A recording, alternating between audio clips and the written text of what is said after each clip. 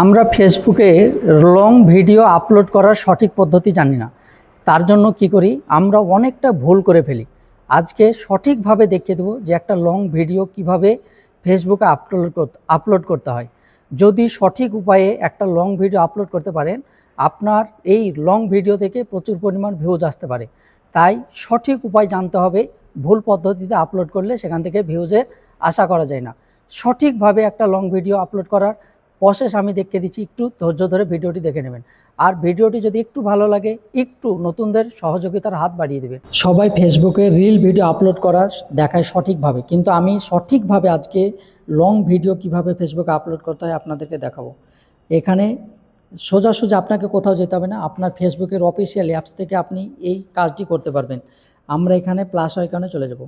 Plus আইকনে যাওয়ার পরে এখানে প্লাস আইকনে ক্লিক করব। ক্লিক করার পরে এখানে দেখতে পাবেন যে পোস্ট অপশান লেখা রয়েছে। আমি সহজভাবে দেখিয়ে দিচ্ছি, ভিডিওটি বেশি লম্বা করব না। এই পোস্ট অপশানে একটা ক্লিক করে দেবো। পোস্ট অপশানে ক্লিক করলে আমাদের সামনে ফটো ভিডিও অপশানটি আসবে, আমরা এখানে ক্লিক করে নেব। ক্লিক করার পরে আমি এখানে একটা লং ভিডিও নিয়ে নিয়েছি। এখন আমার কাজ হবে এখানে কিছু লিখতে বলছে, এখানে কোনো কিছু লেখার প্রয়োজন নেই। সোজা আপনারা নেক্সট অপশানে ক্লিক করে দেবেন। আমি নেক্সট অপশানে ক্লিক করে দিলাম। এই নেক্সট অপশানে ক্লিক করার পরে এখানে আমার কাছে চলে আসলো অ্যাড টাইটেল ডেসক্রাইব।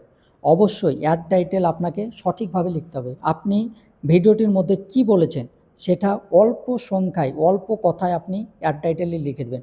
লেখার পরে এখানে দেখতে পাবেন ডেসক্রাইব এমনভাবে লিখবেন যে ভিডিওর মধ্যে কি বলেছেন সেটা 2-1 কথায় বা তার অ্যাড টাইটেলের চাইতে আর একটু বাড়তি করে লিখবেন।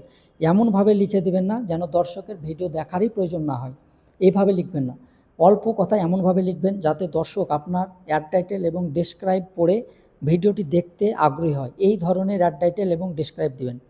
এবং আপনি যে লং ভিডিও আপলোড করবেন সেটা সেই লং ভিডিও আপলোড করবেন যেখান থেকে, সেটা হচ্ছে যেটা আপনি 90 সেকেন্ডের ওপরে কোনো যদি ভিডিও বানিয়ে থাকেন সেটা কিন্তু লং ভিডিও হিসাবে ফেসবুক ধরে। তা আপনি সেটা কিন্তু এখান থেকে অবশ্যই আপলোড করবেন, রিল অপশান থেকে কখনো আপলোড করতে যাবেন না। তারপরে এখানে দুটো কি দেওয়া হয়ে গেলে আপনি এখানে সাদা অপশান দেখতে পাবেন। এই সাদা অপশানে একটা ক্লিক করব। সাদা অপশানে ক্লিক করলে এখানে দেখতে পাচ্ছেন আমরা এখান থেকে কিন্তু থাম্বনেল অ্যাড করতে পারবো। এই যে এখানে সাদা, এটাকে আমরা এই সাদাটাকে একটু এদিক সেদিক করে আমরা এখানে থাম্বনেল অ্যাড করে দিতে পারবো। আবার আপনারা যদি ভালো কিছু লিখতে পারেন এখানে কিন্তু কিছু লিখে দিবেন।